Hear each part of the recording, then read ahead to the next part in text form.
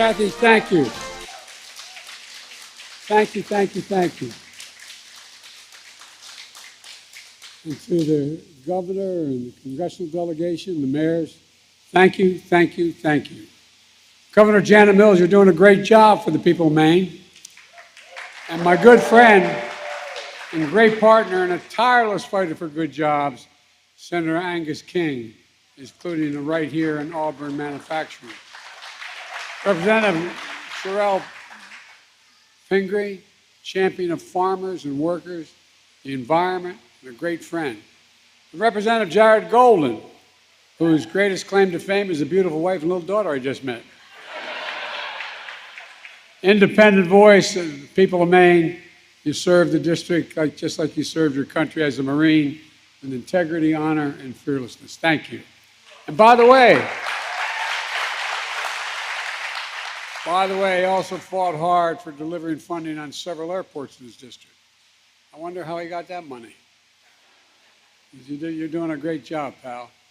And thanks to the state legislation and local officials here today. And I know you've been hit hard by flooding, and our FEMA administrator, Griswold, has been working closely with you in terms of the ground teams that we have to get what you need.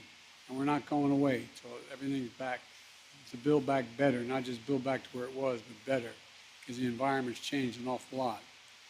I'm here to talk to you about what we're doing to bring manufacturing back to America, about our progress in building an economy from the middle out, the bottom up, not the top down. Yesterday, we learned the economy grew faster than expected last quarter. And this morning, we saw data showing that last month, the annual rate of inflation continued to decline. So inflation is now at its lowest point in 2 years. And wages are up after being adjusted for inflation. When I came to office, I was determined to end the trickle-down economy. Excuse me, this little stand is out. Well, I'll make sure I don't trip over it. Maybe I stand on, make myself 3 inches taller. I came to office determined to move from a trickle-down economics that everyone from the Financial Times and the Wall Street Journal and it's called Bidenomics, with a plan that's working, building from the bottom up, the middle out. Folks, you know, all the trickle-down stuff, when the wealthy do very well, we all do well. Well, my dad was an honorable man. My dad worked like the devil, a real gentleman. But not a whole lot ever trickled down on our kitchen table. If you're middle-class folks, I didn't get much. According to Morgan Stanley and Goldman Sachs, it's leading to a boom in manufacturing, what we're doing. We've created over 13 million new jobs, more than before the pandemic. Nearly 28,700 here in Maine.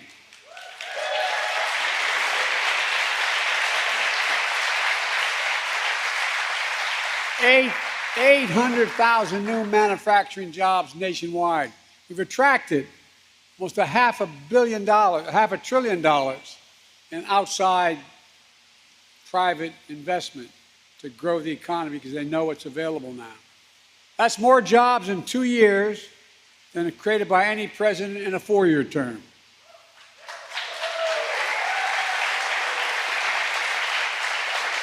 Unemployment in America has been below 4% for the longest stretch in over 50 years. And it's not just that we've recovered all the jobs we lost during the pandemic. It's that we now have more jobs than we did before the pandemic. Because unemployment has been so low for so long, workers have been left behind for decades aren't just finding jobs, more jobs, they're finding better jobs with higher pay. And no wonder job satisfaction, according to all the measures, is at a 36-year high. A share of working-age Americans in the workforce is as high as it's been in 20 years, including during every single day my predecessor was president. Remember we were going to have that infrastructure week? Anyway, long story. People are coming off the sidelines. Unemployment is down, but so is inflation. Remember, the experts told me and told it all that to get inflation under control, and I love this as a middle-class guy, we had to lower wages and had to have higher unemployment. Only way to get inflation down. Well, maybe if we get the excess profits of corporate America down, we lower it. But I've never thought the problem was too many people or the working people were making too much money. We now know a big part of that reason for inflation was the pandemic, the war in Ukraine, broken supply chains, and excess profits, all hitting pocketbooks hard while padding corporate profits. By the way, I'm not against corporations. I come from the corporate capital of the world, Delaware. Well, seriously, more corporations incorporated in my state than every other state in the union combined. But they should pay their fair share.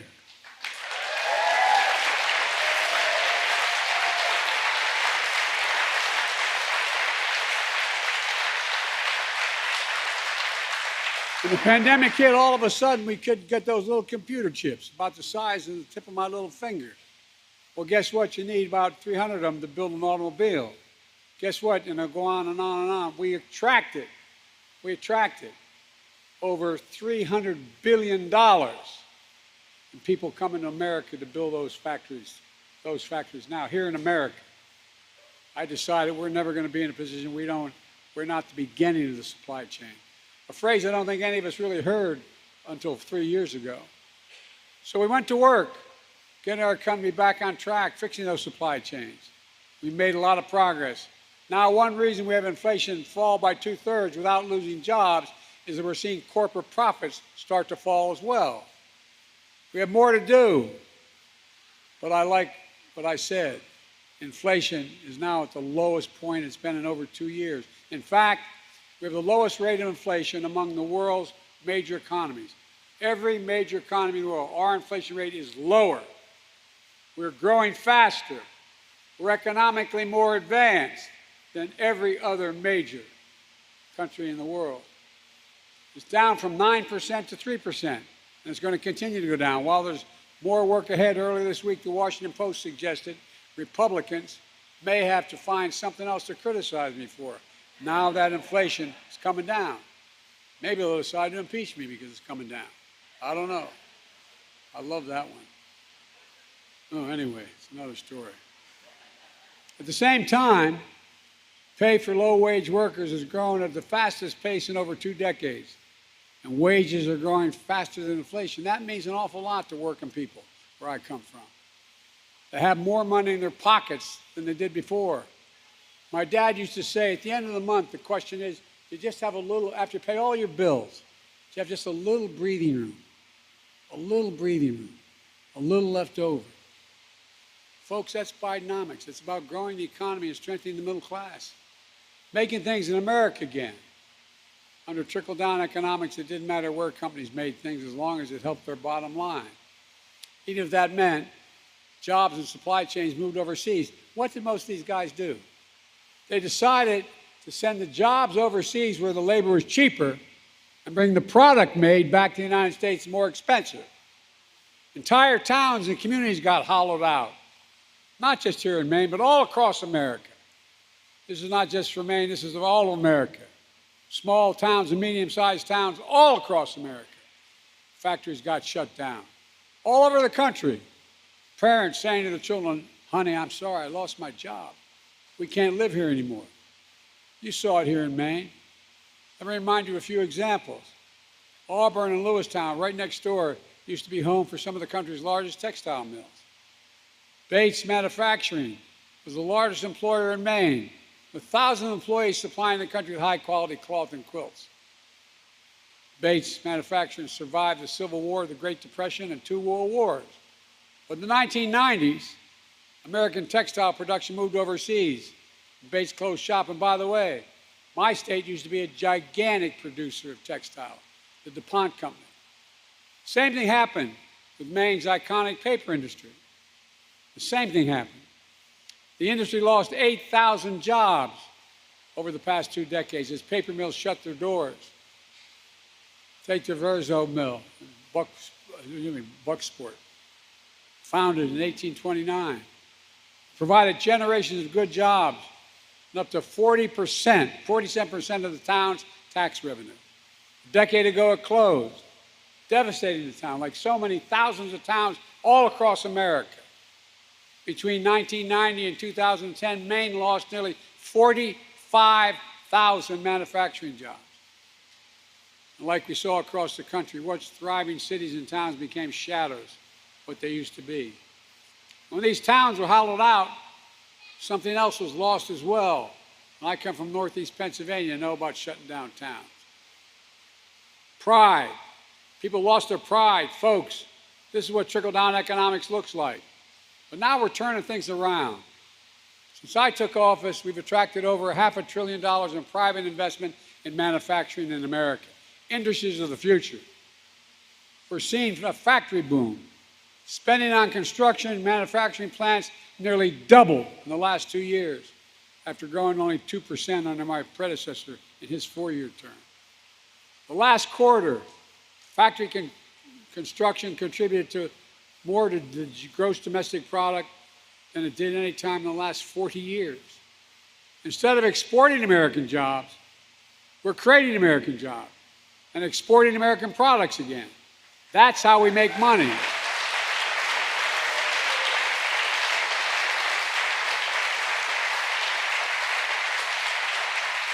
Like here at Auburn Manufacturing, you heard Kathy talk about starting this company 40 years ago, making advanced textiles that are fire and heat resistant. They weathered decades of economic storms. Now, with the help of the American Rescue Plan, they're having their biggest export year ever. The company's growing, and their products are made in America. Made in America.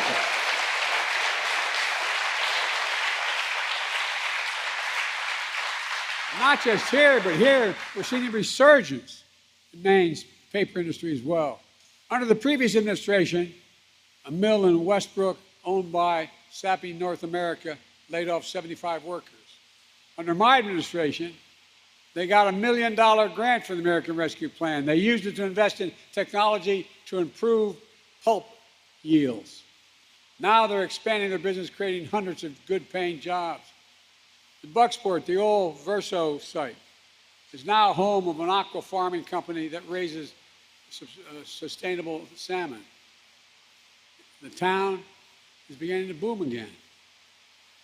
And that's just the beginning. We're focused on growing the rural economy in Maine as well and all across the country. For example, under my administration, Maine has received millions of dollars to strengthen and expand access to small and mid-sized meat and poultry processing. Up to now, you had to go hundreds of miles, and you only had a few processors, and they gave you what they thought was necessary, not what your product was worth. Having these facilities close by means farmers have a better shot getting a fair price for their product. When those farmers do well, when the wealth they generate stays in Maine, when their children can stay in Maine, continue to farm, it builds a stronger rural economy. Building an economy from the bottom up and the middle out means small and mid-sized farmers, foresters, fishermen have a chance to succeed right here where they're from and don't want to leave. That's why we're providing funding to encourage companies to use resources harvested in Maine for new and innovative products. We're creating new markets for those products, like mass timber for the use in tall buildings, or plant-based packaging materials, or sustainable aviation fuels. That's where it's going to come from, by the way. Mark my words, the next 20 years, farmers are going to provide 95% of all the sustainable airline fuel.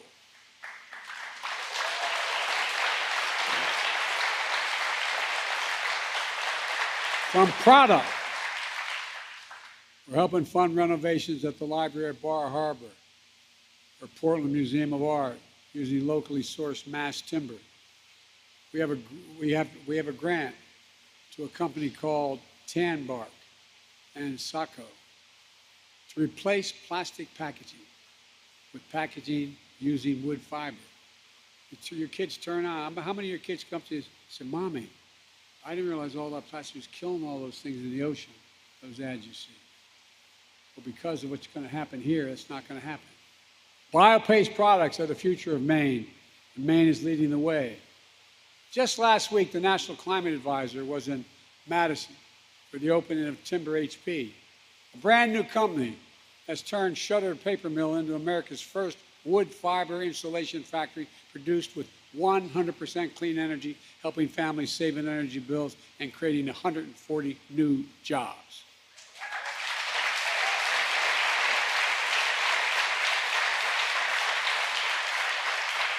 And I want to congratulate Governor Mills, who just yesterday signed legislation making Maine a leader in the offshore wind industry. It's a big deal. It is a big, big deal. Committing, and the federal government's doing the same, committing to 3 gigawatts of offshore wind by 2040, and which will create good-paying union jobs.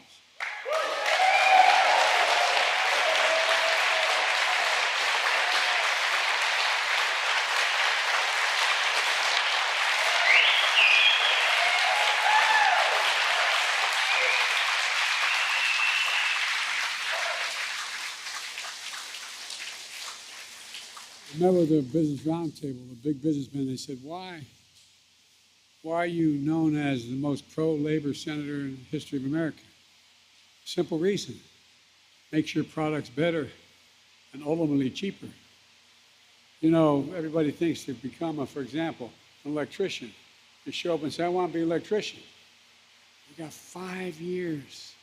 5 years you got to work before you can get a full salary and have the right to go out there as an electrician. It's like going back to college. 5 years. They're the best in the world. This kind of resurgence is part of my plan to invest in America, so our future, again, is made in America. Most people don't know there's been a law in the books since 1933, which means it's totally consistent with all trade laws that exist in the world.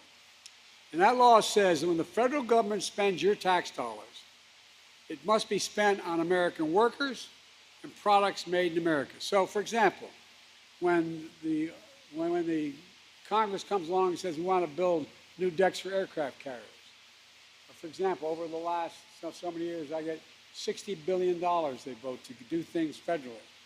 Well, guess what? They ain't doing any of it unless they build it in America by American workers. Because for the last 50 years, the vast majority of Democrats and Republicans did not insist on that. That's what I mean by made in America. Well, guess what? I'm insisting on it.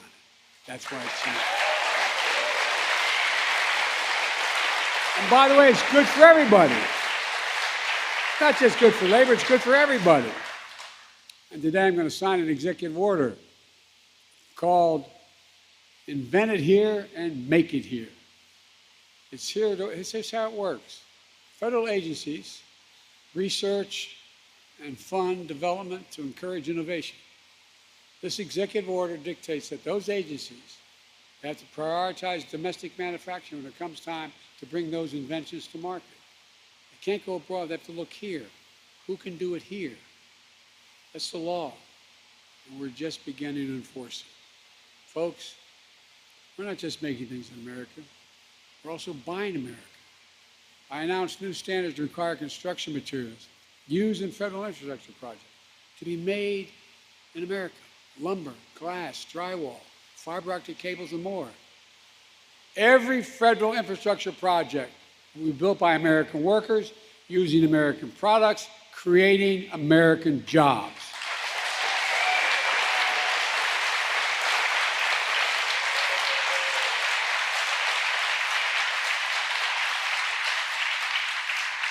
Folks, you know, these international agencies rate all governments about their capacities. We used to be rated to have the #1 best infrastructure in the world. Now we're number 13. China used to be beyond 13, and now they're number 2 or 3. What's going on here? How can you have the best economy in the world and the 13th ranked infrastructure in the world? Through the bipartisan infrastructure law. Some of my Republicans crossed over and supported this. We've already announced over 37,000 projects in 4,500 communities. Remember we used to have Infrastructure Week in the last guy's administration? Now we got Infrastructure Decade. Because guess what? Guess what? It's $1.3 trillion invested in America over the next 10 years. $1.5 billion invested right here in Maine so far. For example, We're cleaning up legacy pollution, Callahan Mine and the Superfund site in Brooksville. Maine is receiving $164 million to replace lead service lines and improve drinking water and address contaminants like PFAS. We're removing every single lead pipe in America. They're a risk to everyone's health, especially to our children. With 400,000 school fountains have that lead in it. Right now, over 42,000 homes and small businesses across Maine don't have access to high-speed internet. We're investing $500 million in Maine to connect every single corner of the state, especially rural communities, to internet, affordable internet. And we're making it affordable, saving nearly 100,000 families $30 a month for their internet bills. We're making investments like this all across the country. You can see exactly where to go if you go to online to go to invest.com. Invest.com. Punch in wherever neighborhood you want to find out about. You'll see what we're doing. These investments are going to create thousands of jobs across the country. We're making sure workers have the skills they need to do these jobs. In Maine, the AFL-CIO is, with funding from the American Rescue Plan, just graduated its first cohort of its Union Construction Academy to bring unprecedented workers like women and people of color into the trades. The IBEW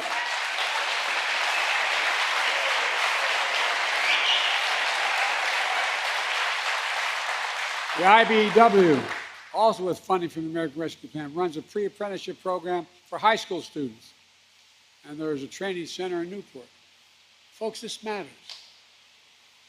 My investing in the American agenda also has another transformative impact.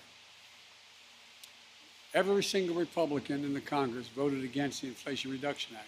That's the one that had a total of $659 billion for infrastructure, for the environment over the next several years. You see, they don't think we have an environmental crisis. All this stuff happening is just temporary.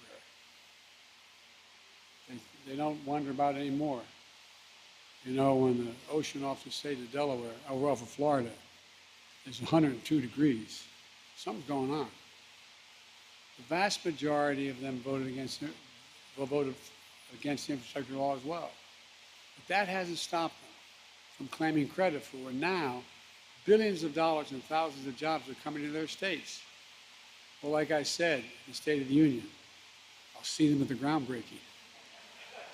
Folks,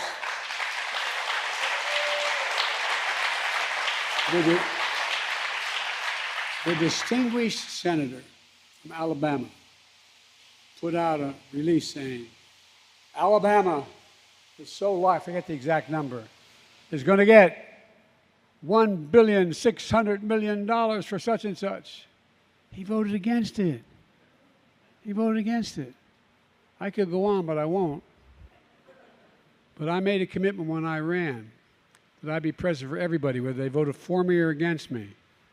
A majority of all this money is going into red states because they've been so badly hurt, a majority of it.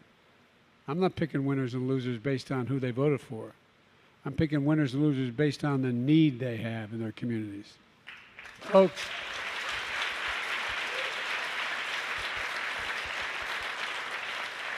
let me close with this. I'm not here to declare victory on the economy. We have more work to do. We have a plan for turning things around. Bidenomics is just another way of saying restoring the American dream. 40 years of trickle-down economic limited that dream to the very top. But I believe every American willing to work should be able to get a job, no matter where they live in the heartland, small towns, the Northeast, big cities, to raise their kids in a good paycheck and keep their roots where they grew up. My dad used to have a saying. My dad was a well-read man, and his greatest regret was he never got to go to college, but a really decent, honorable man.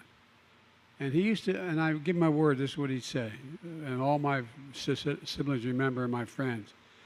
He'd say, Joey, a job's about a lot more than a paycheck. It's about your dignity. It's about respect. It's about being able to look your kid in the eye and say, honey, it's going to be okay. It's going to be okay. That's what it's all about. That's what it's about. That's the American dream. If you're willing to work hard, you ought to be able to make it. Shouldn't be limited to just a few people. It's rooted in what's always worked best in this country. Investing in America. Investing in Americans. Because when we invest in our people, when we strengthen the middle class, we see stronger economic growth and everybody benefits. You know, we're making significant progress, and I want you to know we've done all this without raising taxes. And guess what? I commit that we'll never raise federal taxes on anybody making less than $400,000, period. Unlike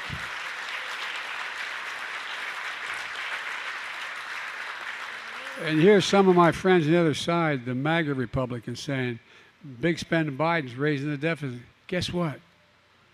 In the 4 years that the last guy was president, he raised the national debt by almost 40%. You know that $2 trillion tax cut? Raise your hand if you got any of it. $2 trillion, not a penny paid for. But guess what? In 2 years, I've cut the national debt by $1.7 trillion while doing all of this. While doing all this. $1.7 trillion. Because when ordinary people are able to make a living, they buy things, they go out and do things, they're able to live. And it raises funding. It doesn't cut it. It doesn't cut the idea that we're going to have a bigger debt. For the longest time, I've been told to give up on American manufacturing. And some of you have been involved in American manufacturing. How many times have you been told? Well, we used to be the largest manufacturer in the world, but not anymore. We can't compete. Hell, we can't compete. There's nobody in the world we can't beat, let alone compete. I've never believed it, and we have the tools to change it. America used to lead the world in manufacturing, and we're doing it again. Folks,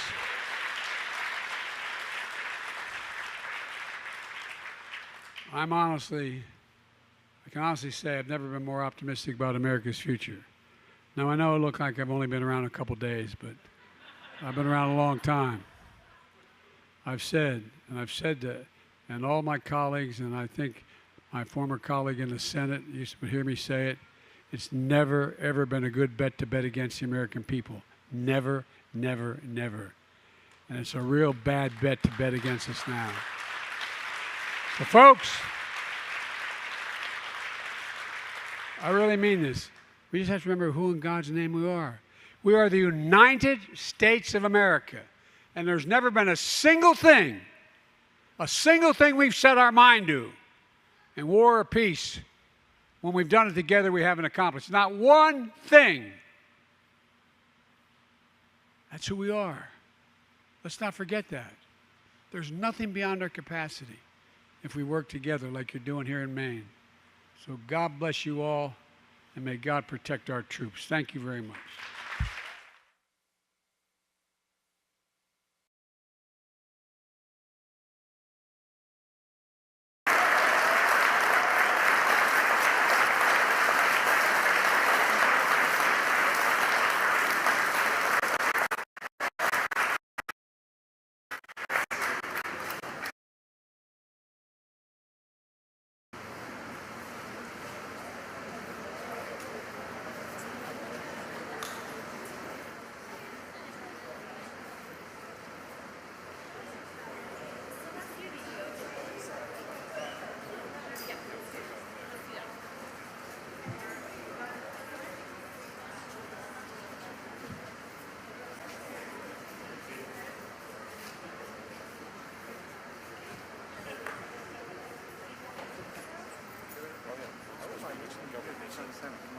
You want me to sign it?